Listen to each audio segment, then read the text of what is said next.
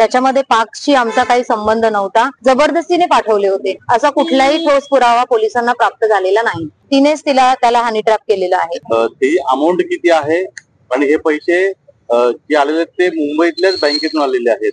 मग जी पाक ISI गुप्तहेर किंवा पाक ऑपरेटिव्ह सांगितलं जात होतं ते कसं कोलॅबरेट केले पोलिसांनी कोर्टात?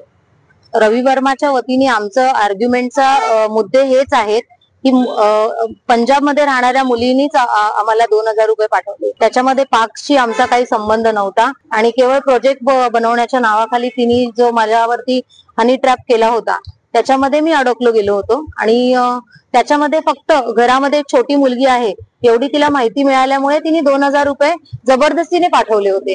या सगळ्यामध्ये आरोपी विरुद्ध षडयंत्र रचलं गेलं आणि त्याच्यामध्ये तो ATSच्या हातात लागलेला आहे.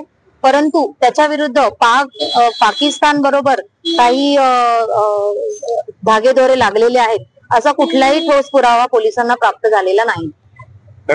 सिंगल सर नावाचे एक व्यक्ती ज्या व्यक्तीच्या बोलत होता, रवी वर्मा बोलत होता आणि त्याने काही गुप्त ठिकाणाची आणि प्रतिबंधित क्षेत्राची माहिती देखील पाठवली होती त्यांना.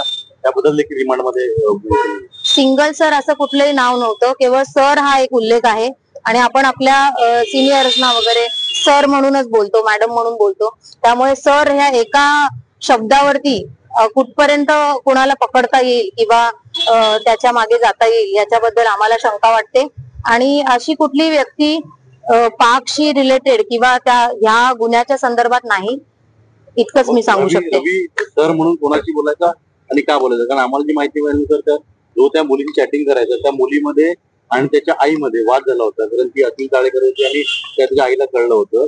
ही गोष्ट आईच्या असल्यानंतर आईने तिच्याशी वाद घातला होता की परत माझ्या मुलाला फोन करू नको. पण रवीने पुन्हा कॉन्टॅक्ट केला होता आणि त्या दोघांमधली भांडणं जी आहेत किंवा फॅमिली मधली भांडणं ती मिटवण्याकरता हे सर समोर आले होते. त्या सरचा नेमका रोल काय रवीने काय सांगितलंय का किंवा नाही? याच्यामध्ये आरोपीने आम्हाला सर या व्यक्तीबद्दल किंवा त्याच्या घरातून त्या मुलीला शिवीगाळ केली गेली किंवा काय याच्याबद्दल काही आम्हाला सांगितलेलं नाही. आणि केवळ एकच मुलगी होती जसप्रीत नावाची पंजाब मधली, तिनेच त्याला हनी ट्रॅप केलेला आहे. तिने फक्त 2000 पाठवले का एकूण रक्कम किती? फक्त 2000 रुपये. इन्व्हेस्टिगेशन मध्ये 9000 असं 8000 पाठवले समोर आलं. असं जर त्यांनी पुरावे दिले तर आपण केस चालवताना बघूया. आमच्या माहितीनुसार फक्त 2000 रुपये आलेले आहेत. 9000 वगैरेचा जर त्यांनी पुरावा दिला तर आपण बघू, त्याच्यावरती पुढे केस चालवताना त्याचा उल्लेख येईलच. महाराष्ट्रातील सर्व बातम्यांचे विश्वासार्ह व्यासपीठ